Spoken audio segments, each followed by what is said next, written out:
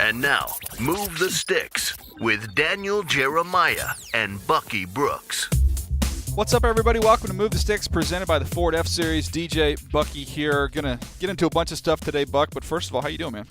I'm doing all right, man. Kind of a late night watching Monday Night Football and then watching the Dodgers play. So. Oh, Dodgers win?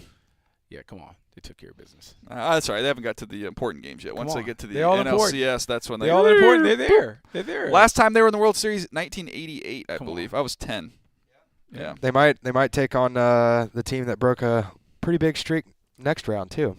Cubbies. Yeah, well, I hate baseball. Padres suck. Lots to get to here, Buck. Trubisky, saw him last night in that Monday night game. We had a big trade take place today in the NFL. We'll touch on that. Then we're going to jump into some college, look at what we did in the picks last week. We're going to talk about what I'm looking forward to. Bucky was a high-profile recruit coming out of high school. Now I'm going to put you back in your high school shoes, and I'm going to get you a chance to tell us right now today, you're coming out, you're a five-star kid. Where are your 5 visits? Where are you taking your 5 visits? We're going to get your list. We're also going to give you a chance to buy stock in 5 college football programs. We'll all chime in on that as well. Touch on Deshaun Watson and Sam Darnold, the connection between those two. We'll get there. But before we get to the show, quick question for you. Are you hiring? Do you know where to post your job to find the best candidates? With ZipRecruiter, you can post your job to 100-plus job sites with just one click. Then their powerful technology efficiently matches the right people to your job, better than anyone else. Because unlike other job sites, ZipRecruiter doesn't depend on candidates finding you, it finds them. In fact, 80% of employers who post on ZipRecruiter get a quality candidate through the site within 1 day. No juggling emails or calls to your office. Simply screen, rate, and manage candidates all in one place with ZipRecruiter's easy-to-use dashboard. ZipRecruiter, the smartest way to hire. Find out today why ZipRecruiter has been used by businesses of all sizes to find the most qualified job candidates with immediate results. And right now, my listeners can post jobs on ZipRecruiter for free. That's right, free. Just go to ZipRecruiter.com/sticks. That's ZipRecruiter.com/sticks. One more time, to try it for free, go to ZipRecruiter.com/sticks. I guess we'll probably start off with this trade that just went down. Your thoughts, Adrian Peterson getting traded. Didn't really work out for him in New Orleans. He's going to Arizona. Man, I would be really excited about this trade if it was 2010. It was 2000. It was 7 years ago. The fact of putting together Carson Palmer, Larry Fitzgerald, Chris Johnson, and Adrian Peterson, I would be really, really excited. But the fact that everybody, all of the major factors of the triplets are over 30 and like significantly over 30. Carson Palmer's 37, Larry Fitzgerald's 34, Chris Johnson and Adrian Peterson are both at 32. I just don't see the upside in this deal. And when I really look at the Cardinals, their issues are not necessarily the personnel that they have at running back. It's about the way they're playing up front and the way they're not necessarily getting stops on defense. And so this is nice. This will make some fantasy football fans excited, but I don't think the production would do anything to change the results on the field. What's that old saying? Put lipstick on a pig? Or whatever. Yeah, I mean, I don't think this is really going to change anything for that football team. No. I mean, I watched. We were on set watching that game against the Eagles. That was a thrashing. That was a thrashing. It had little to do with the running game. It had more to do with the defense, the fact that they really want to come after you and try and play man-to-man. And right now, their guys aren't holding up in coverage. And so as long as they play a high-risk, high-reward style of defense, I think they're going to have a tough time. And then offensively, to me, I just believe that Carson Palmer has lost it. I think this is kind of the last year that we will see from him. And without necessarily a quarterback that can play at a high level, they just have a tough time because they just don't have the pieces. Even with AP in 2010, too, that offensive line's not very good, is it? Yeah, well, David Johnson made them look a little bit better than they were. Right. He's an elite player. I mean, they're a middle-of-the-road average offensive line. So I don't think this really moves the needle for that football team. I don't think they're going to the postseason this year. A side question here, Buck. We were talking earlier I guess a couple days ago, talking about Jalen Ramsey emerging as a top 5 corner, maybe even the best corner in the league. Right now, Jalen Ramsey, Patrick Peterson, you get one. Who are you going with? Ooh, that's tough. I still would take Patrick Peterson at this point. I love Jalen Ramsey. I'm a huge Jalen Ramsey fan. I think he's a world-class athlete and a standout football player. I just think Patrick Peterson right now is still a better player, but Jalen Ramsey is closing. How about fast. That volleyball swat he had for the tandem pick this weekend? That was pretty nice. He's an athlete. How about always go younger? Always always go younger. Give me Jalen Ramsey, man. I'm rolling with Jalen Ramsey right now. You rolling with Something about Patrick Peterson missing a jam and getting beat by Alshon Jeffrey, who can't run anymore. I couldn't get past that. It was just like it's a bad look. 10, 15-yard game. Like, come on, Pat. It's a bad look for sure. Bad look for sure, but I still think Patrick Peterson plays at a high level consistently. Jalen continues to need to refine some aspects of his game, but in terms of a competitive player with all of the physical attributes that you look for, I mean, he's everything that you want. Your number one player that year, right? Jalen Ramsey. I think when he so. came out, I think I was all in. I was all in. I was a big fan. And I think both of you were kind of echoing that he might be the best, pushing to be the best cornerback coming in this season. He's still on that trajectory, yeah, right? He's playing really, really well. Let's go to Trubisky. Buck, you were North Carolina Tar Heel last night. Give me your thoughts on what you saw, then I'll jump in. I think coming out the gate, I thought we saw a lot of things that we saw from him at North Carolina. He's a really good athlete. He gives them an added dimension in their offense because of his ability to not only work on the edges but to do some of the dual threat things that you want to see. He's fairly accurate when he has time and has a clean pocket. But I think the big thing that stood out to me, the inexperience. The way that he turned the ball over at the end of the game, I think that's a management situation. And when you've only had 13 collegiate starts, I just don't think you've played enough ball to kind of understand how to fully manage those situations. I think that came up, but he certainly gives them hope. The offense moved a little bit under his direction. They were able to do some trick plays down at the goal line. He gives them some juice. I want to continue to see him build on this effort. I would give it probably a C+, B- effort for a debut. Want to see how much better he can get. See my paper here? Oh, B. I gave him a B. I just gave him a B for what he did. I thought he moved around well. Again, I'm with you. I thought the same guy we saw at North Carolina. Saw the quick release. I thought his feet were very clean, which is something a lot of rookies will struggle with. I thought he's really refined with his footwork. The ball comes out quick, the quick release. The ball's got a little pop on it. Very accurate on the move. He had 3 reckless throws. One of them was incomplete. One of them was a touchdown, and one of them was a pick. He's going to learn. He's got to dial that back a little bit. Throwing across his body way too much. That's a lesson hopefully we'll see him take from this week into the next week. But the athletic ability to be able to scramble, get out and do some things. Did you play with Rich Gannon? I did play with Rich Gannon. When I was watching him last night, I saw a little bit of Rich Gannon, just a lot of the mannerisms and just his athletic ability and what he can do with the quick release, and it was very accurate with the football. That's what you're hoping he can become is something like a Rich Gannon. Well, if he can become anything like Rich Gannon, he will be he will exceed whatever the Bears thought they were getting with the number 2 overall pick. Rich was very competitive. He was a very athletic quarterback, but what he really was a great leader and very, very feisty. And so that's what I don't. That's where I don't know. I don't know if that'll be the thing. That. Can Mitch grow into that leadership role and really kind of be a take charge leader? That will be one of the things that he has to do. But as a young quarterback making his way into the league, those are some of the things that he has to work on, like the athleticism, like the talent. Got to see the potential. Let's see the production eventually come through. And the thing that I would look forward to in terms of what you do with him, I know they don't have the receivers on the outside. We mentioned that going into that game. But like Scott Linehan's approach with how he's used Dak Prescott, I think that could be the blueprint for the skill set that Trubisky has. I think that makes sense. We've talked a lot about Deshaun Watson kind of following the Alex Smith blueprint. You've mentioned that several times. That makes sense. If I was looking for a guide, I think I would be studying what Linehan's doing with Dak Prescott. Well, I think so, and I think the thing that the common denominator with a lot of these young quarterbacks is you can make the game easier for them if you really spread out the field. A lot of empty formation, some of their RPOs or run-pass option reads where they have the slant and some kind of run game attached to it. Those things typically work for young guys. I think you have to steal some of those pages from Dak Prescott and the Dallas Cowboys, some of the stuff that he did at North Carolina, continue to put him in a situation where he's very, very comfortable. All right, we got to jump into our offensive line of the week presented by the Ford F-Series. Our good buddy Sean O'Hara does this for NFL.com. You can find it at NFL.com/Ford. He gives us his top 5 offensive lines of the week, and you have the one big winner. I'll give you my guess here, Buck, of who we should go with. I'll give you the opportunity to submit another one. We'll come together, and we'll pick a winner. I'm going to push forward the Green Bay Packers with what they did. Found a running game with Aaron Jones, got that going.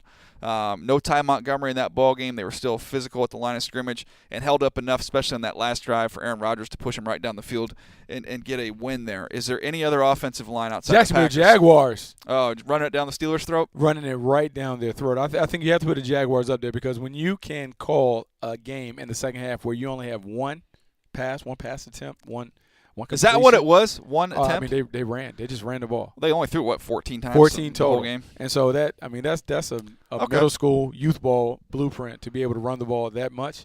Everyone knows you're giving it to Leonard Fournette. He still has 181 yards. Yeah, I'm going with the Jaguars. How many Jaguars going to want to be? Sold! Jaguars. Jaguars. We'll go with the Jags. Nice sell. Ford there, offensive line of the week. Jacksonville Jaguars. Nice. Yeah, how about that? Yeah. All right, Buck, before we get to college football, for most guys, shopping can be a total pain, but Bombfell is an easier way for men to get better clothes. Bombfell is an online personal styling service that helps men find the right clothes for them. It's simple and straightforward. All you have to do is complete a questionnaire, and a dedicated personal stylist will handpick pieces specifically for you.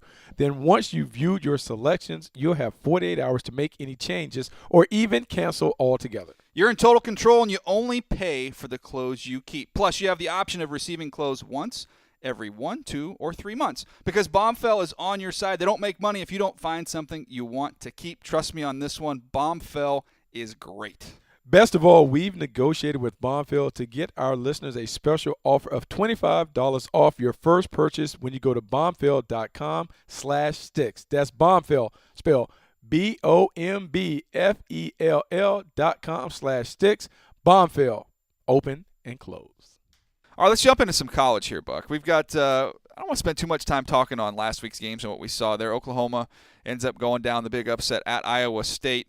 Pick-wise, let's see. Are we tied now? Me and Bucky are tied, and we're tied for third place. Not tied for last place. We're tied for third place. Kent's still way up there ahead of us. Sully's in the middle. We're going to catch up, though. We're going to close down some ground as we move forward in the season. One thing I was watching this morning, I was watching Ohio State on tape. Did you see the hit where Ward got kicked out for the targeting?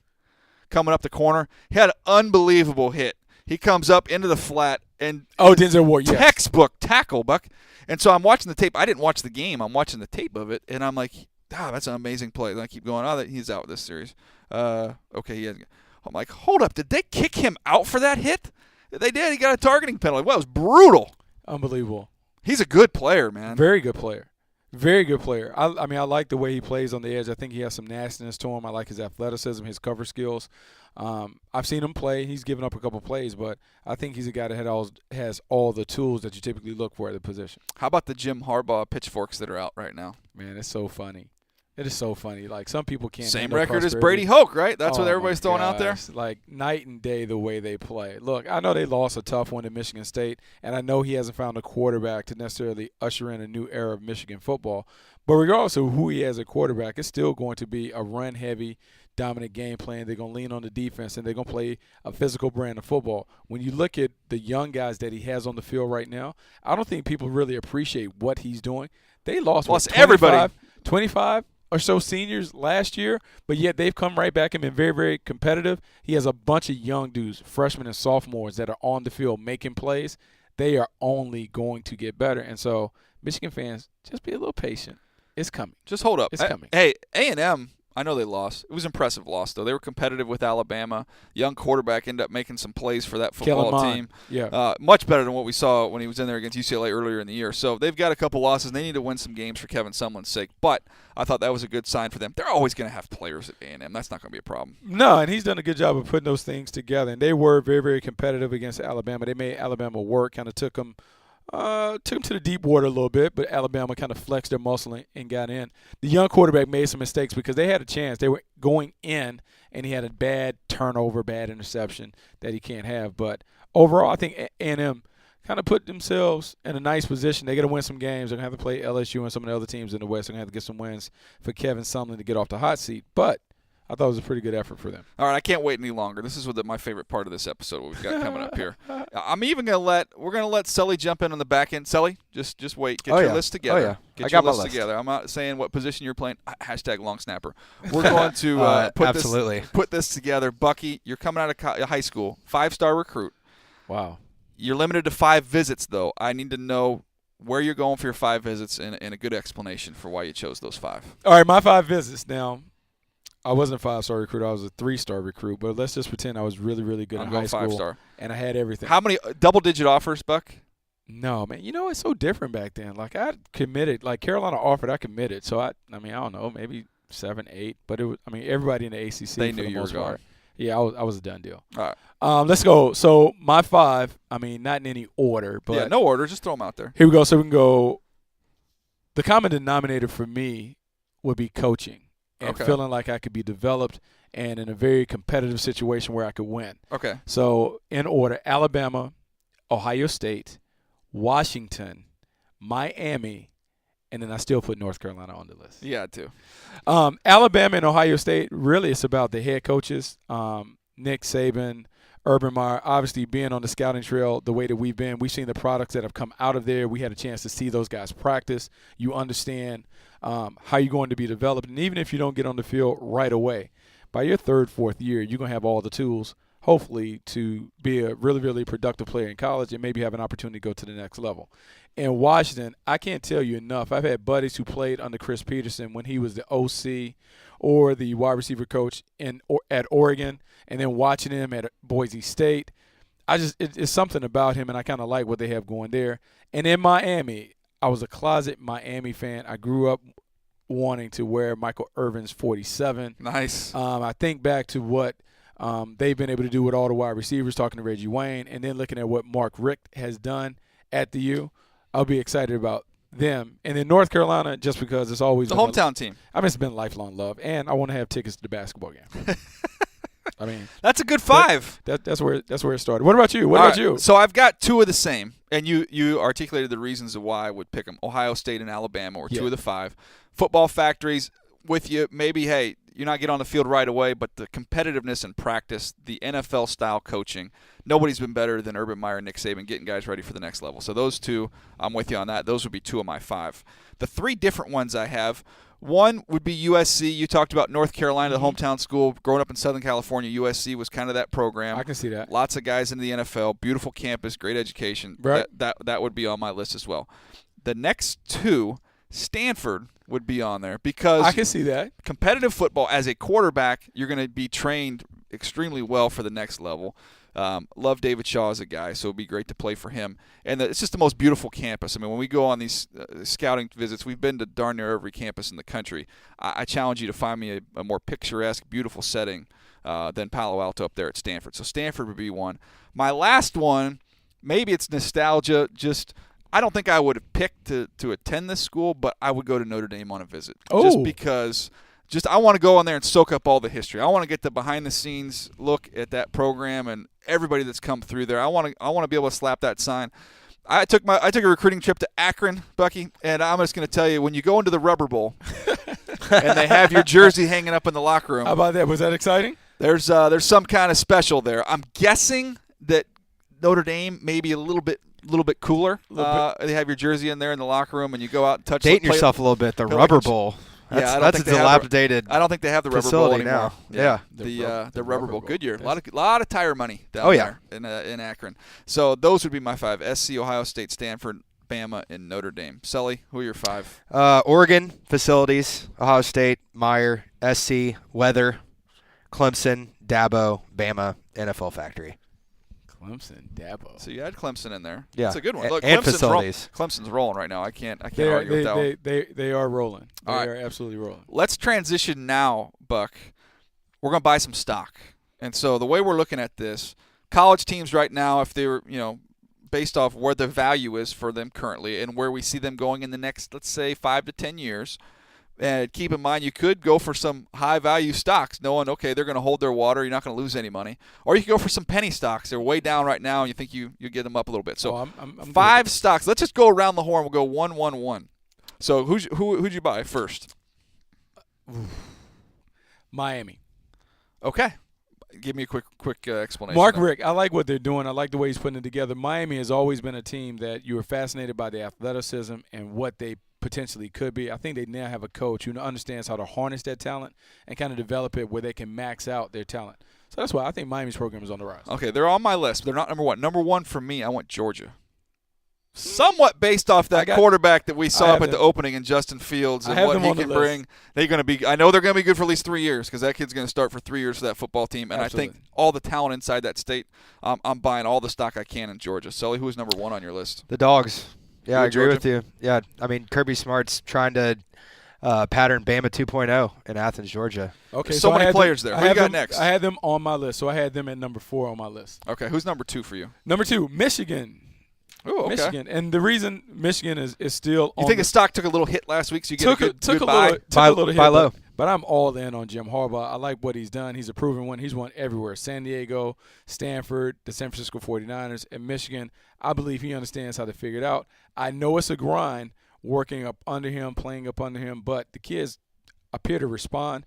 I'm going to say that they're going to be a team that is always kind of in the mix as long as he's there. My number 2 was your number 1, Miami. I had Miami as my number 2, and part of the reason is Florida State kind of takes a little bit of a step back this year, and Miami can start getting the local kids, the Miami kids, to go in there and get that swagger back in the program. Mm-hmm. They're having some success right now. Florida, I think, has had some turmoil in that program, haven't been able to find a quarterback.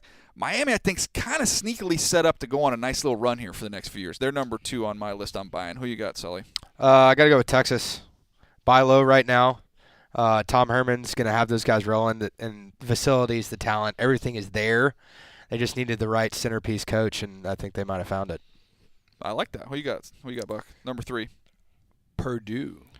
Whoa! He's leaving after this year. He's a one and done. Come on. Jeff Brom, one and Holding done. on to him? Come on. No way. Good job. No way. He wants to have a No way statue. he stays. He wants to have a statue. Where's he going? Joe Tiller. All right. One of those 6 What job? SEC jobs that are going to open For up. what? Like, why you can go into the SEC and have to deal with Alabama and Money. Georgia? Like, yeah, but we saw what they did for Brett Bielema. Like that's fine. You can go there with all the money, and then in 4 or 5 years, you got to go right back out and find Then you're another coaching job. in the MAC. Yeah. Like, I think he put some roots down in Purdue. You saw Joe Tiller just passed away. He could be the next great thing. He can have a statue. People want statues. Purdue. It's not all about the SEC. I like that because it's not an expensive stock. No. Get that nice mid-level. I like that. Yeah, sure. Number 3. What is he making?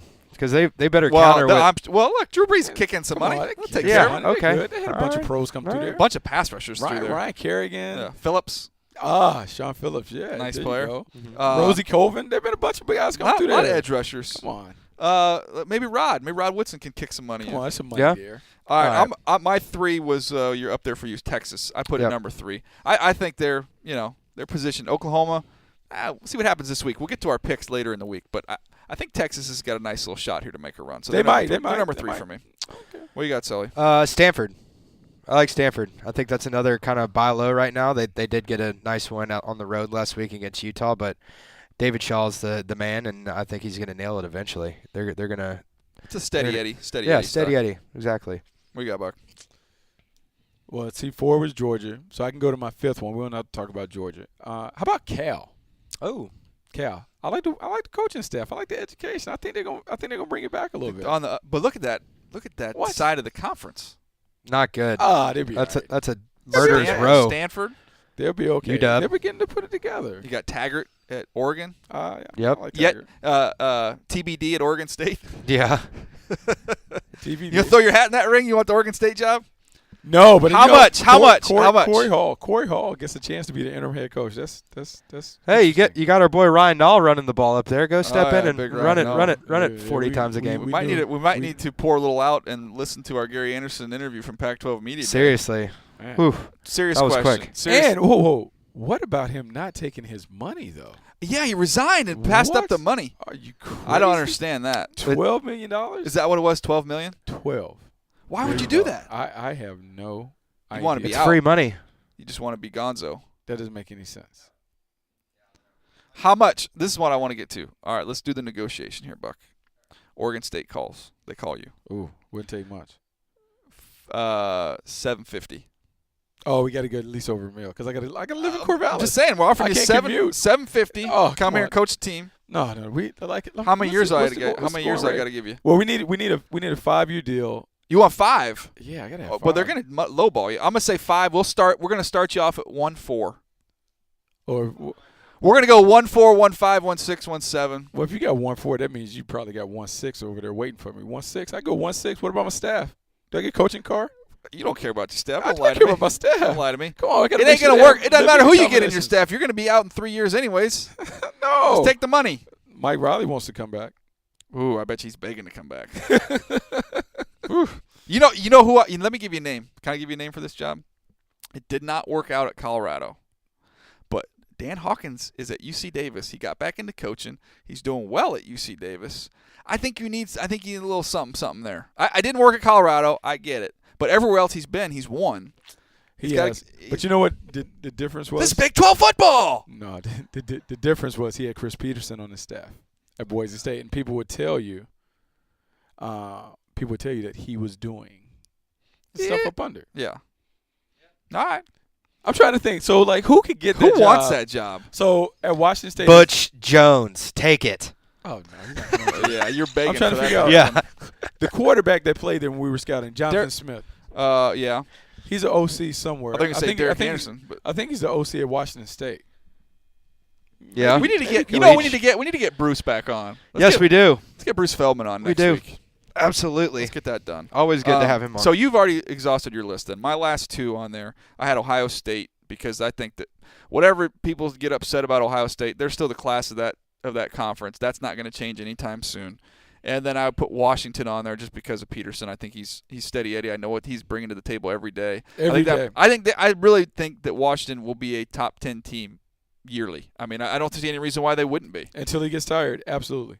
So that's my five. Who else did you have left, Sully? I agree with you with Washington. They just own that Pacific Northwest. A lot of players up there, and they're going to get the pick of the litter. And then FSU, buying low right now. FSU? And I think they'll be back. Yeah, absolutely. Think they're coming back? Yeah. So I bought they're into banged Miami up a little bit. You're buying into FSU. I'm buying into FSU. I love your Miami pick, but you know they play Clemson every year. Yeah, they do. Absolutely. Yep. Clemson owns them. Yeah, but I'm buying low. I can get them cheap right now. Dabo's Jimbo's daddy. I can get them cheap right now. I'm not saying I'm just saying they're not going to be winning titles, but they'll contend. You're not buying Tennessee stock? No, I'm not. He wanted to. I wanted to. I crossed. See, we were in here a little bit ago, and he's like, we're talking about what we're going to do on the show, and he's buying stock, and he goes, "Oh, Tennessee's definitely. I mean, it just needs the right coach in there." Yeah, which is true. I've heard that for the last. Y'all gone through a couple coaches. Oh, absolutely. Lane Kiffin, absolutely. Derek Dooley. It's penny stock right now, so that's another buy low. But who takes that job? Who can turn that job around? Chip Kelly. Chip Kelly's not coming. Bring it. He's not a fit there. He's not coming. He's not. No. He's for $7 million. He's not a fit. He's got plenty of money. The Niners took care of that. Oh, he definitely does. Y'all not liberal enough. Yeah. Well, Tennessee. that's true. That's true. He's coming from the West Coast. Bobby P. Different. Petrino? Yeah. Can y'all coexist with Petrino? Yes, absolutely. Jackson's gone after this year, right? Come down to Knoxville for $7 million. What about Dan Mullen? That's another good one. Yeah, I like Dan Mullen. I know they've been a little bit up and down this year. Obviously this hasn't even happened yet. This isn't even an open job. Maybe you guys went out. Maybe they go 9-3. Who knows? I don't see him beating South Carolina this weekend, but this is going to be one of those deals where it's like you fired a coach and you think you've got A, B, and C, and then you end up realizing you're actually getting E or F. And see, that happened to them before. They need to be careful. They need to have the deal. And how about Les Miles? Les Miles too. I'll take Les. Oh. Yeah. Right now. If we could trade, straight swap, yeah. Les Miles is beautiful. I thought you were contractually obligated to hire one of Nick Saban's former assistants if you hire somebody in the SEC. No. What about Braum too? That's another name. Bucky said he's setting down roots. There's no way. He's not going anywhere. There's no way. What's he going to go to Tennessee for? What do you mean he's going to go to Tennessee for? More money, better recruiting base, facilities are better, best conference in the country. Hey, you been to Purdue? You know who you need to go get? Who? You need to get on a plane, get yourself on down to Orlando, Florida. Scott Frost? Scott Frost. He's going to Nebraska. No. Well, this is my question. I know he played there, right? Where do you think you have a better chance to win? Right now. Tennessee or Nebraska? They'll both pay you a ton of money. When Dr. Tom calls. Dr. Tom. There's no players there, Buck. But Scott Frost understands it. All the alums, they just had the reunion from the 97 championship game. Here, they're going to be like, Scott, we need you. I want to tell you what this is. And they're going to go back to running the option. They go back to running the option. Nebraska football. Here's what you do, though. If you're Scott Frost, a smart dude. By the way, I'll give you one quick Scott Frost story. So I go on a visit there, and I'm with, I'll tell you the name of Scott. You know him. But he's buddies with Scott. So we go in there, we get all the background, go in there and hang out with Scott Frost, and he was the OC at Oregon at the time, and he's like, hey, you guys want to go catch up later tonight after practice? Yeah, great, sure. So he's, tight with my buddy, so we go out. We spent 2 hours at dinner, just talking, and I thought we were buddies. So fast forward a couple years later, I see him on the sideline of a game. It might have been a national championship game at Oregon or something, but I see him. So I walk over to him, and I come in with the side handshake, which is the pull into the hug, the pat on the back. He gave you none of that. He gave me the full extension. Strong dude, by the way. I get this handshake, and then he locks me out. I came in for the hug. He locks me out. There will be no hug. Oh. Scott Frost's not a hugger. But I told myself he just doesn't remember. I thought we had a real good night, but he doesn't remember that. But, yeah, no, I went in for – it's very uncomfortable. I don't know how many times you go in for the hug. Like, hey – me, you, and what? Yeah. What no, do you do in that situation? It was very much a handshake and just get out, exit, get out of there. You lost. Take the L and go home. Take the L. You lost. Move on. It's over. Wow. But what I was going to get to with Scott Frost is smart guy. So this reminds me of go back when Urban Meyer. Urban Meyer, he's Notre Dame. He's coach at Notre Dame. No, that's where his loyalty lies. And Urban Meyer's like, yeah. No, all the players are in Florida. I'm going to go ahead and go to Florida. That's a better job. I know where I've been. I know what I've done, but I'm going to make the best decision. Tennessee's a better gig than Nebraska. It is. Becoming home again. Overrated. Mama's calling. Mama's calling. Overrated. Dr. Tom calls. Yeah. He's a Husker. I mean, he went to Stanford first, then transferred. Did he grow up in Nebraska? Hold up. Did he grow up in Nebraska? Is he a Nebraska kid? Last thing on this topic, then we'll move on. You be Dr. Tom. I'll be Scott. You call me with your pitch. Hey, Scott, it's Dr. Tom. Hey, Coach, how's it going? Hey, man, look, you've been doing a great job down at UCF, and I followed you. Obviously you one of the guys, Big Red. We're hurting right now. We got to get you to come back home. We got to get you to come back because the way that you guys had it, we had Tommy Frazier and all those other things. Like, we just want to bring you back home. And, we know Mom and Dad are around the corner in Wood River, Nebraska. We got a nice little setup for them to come. Got a little suite for them to come to the games. Come on. It's a lifelong dream. Coach, it ain't like it used to be when we were there, is it, man? We need to get this program back. Oh, but you're the guy. But look, I'm going to make sure we get you a nice recruiter because when we were good, remember, we had all those guys from Jersey and Florida. You got those inroads because you're coming from UCF. Coach, and then I got a recruiter that's going to take care of Jersey. Coach, you know how much I love Nebraska. I want to get us back to where we belong. Come on, we can bring some of those guys from the West Coast too. I'll tell you what. I'm going to help you out with that because I'm going to take $1 million out of the $8 million that Tennessee's giving me, and I'm going to donate it to the program. Oh, no. And you guys can up that recruiting budget and go out and find some players. Come on. I love the school, man. I'm at 1.5? Got it. 1.5. Come on. There you go. Come on. It's all yours. Come on. Ain't happening. Ready. Anonymous donation. We're ready to bring you back. Nah. The gang is back together. They missed you last weekend at Alumni Weekend. We had the reunion. We hoisted up the crystal ball again. Come on. Coach, here's the problem. 3 out of 4 years we won the title. Here's the only problem. Coach, right now, I can run the 40 faster than anybody in the state of Nebraska. Yeah, but we're not. Those are the walk-ons. You know how it used to be. They're the walk-ons. We're gonna bring special teamers. We're gonna bring the walk-on program back. We got the black shirts coming back. But when we go get our players, we're going to Florida, Jersey, your connections to help us in Cali. We are good. We're right there in the middle of the country. How's that Calibraska movement going? I mean, we just don't have the right thing at top. We got some of those guys. We just don't have the right. I feel like you could bring us back. Yeah. Remember when we had Bo Pelini? Look, and you a much better coach than Bo. We won 9 games every year. So now with your expertise, shouldn't have let Bo go. That pushes us to 11. We're right in the mix. Yeah, man, that was fun. That's good role play right there. Last thing before we roll out of here, that was a lot of fun. Well done on your Tom Osborne. Come on, man. Relentless. One little nugget. I was just looking this up. The popular conversation right now, Sam Darnold interceptions, right? Everybody's talking about it. He has not played as well this year. I think he's got already more interceptions or as many this year as he did last year. He's got 12 touchdowns, 9 picks through 6 games. But went back and looked through it last year. Deshaun Watson through 6 games had 7 interceptions. Now he had a few more touchdowns, 18 touchdowns, 7 picks. Watson ended the season last year with 17 picks, which was tied for the second most interceptions in the country. got me thinking again. You brought up a great point. Go back to Jameis Winston. Jameis Winston, 18 interceptions his last year, second in the nation.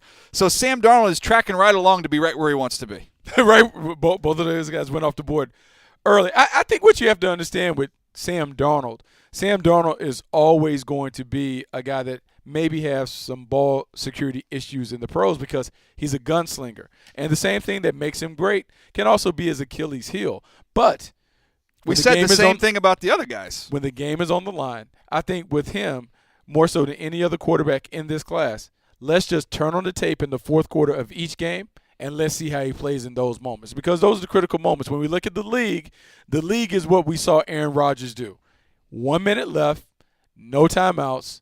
What can you get done? Sam Darnold has proven he has a long track record of being able to get it done in those moments.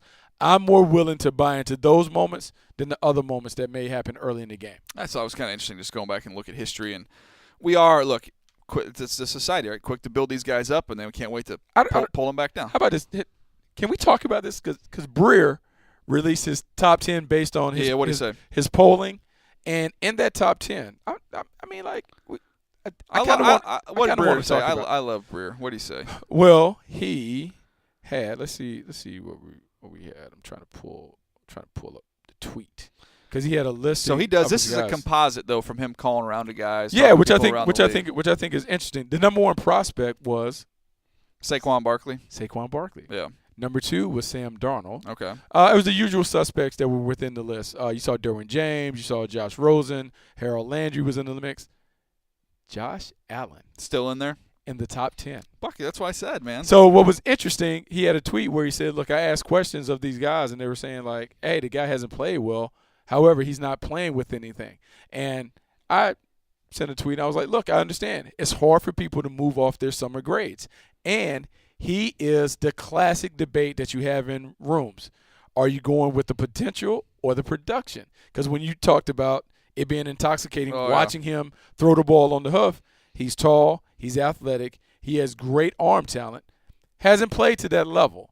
But you're saying, what could he be? And that's part of scouting. What could he be in our system with the right coaching? He could be blank. And I think that is going to be the debate that you have in these meeting rooms. Are you banking on what he's done or what he could be? Here you go. Bradley Chubb at 10, Josh Allen at 9, Harold Landry at 8, Christian Wilkins at 7, Quentin Nelson, guard from Notre Dame at 6, Derwin James at 5, Rosen 4, Minkah Fitzpatrick, man, what a stud, at 3, Darnold at 2, Saquon Barkley at 1. I think the one name on that list that people don't talk enough about, Christian Wilkins from Clemson. Yeah. Christian Wilkins is one of the rare guys that can bounce around from the 0, which is the nose tackle, all the way out to the 9 technique. And he has unique athleticism, unique versatility. You don't see the sack numbers, but in terms of having a 300-pound man that can move around and do those things, it's kind of sexy. Last thing on the college front here.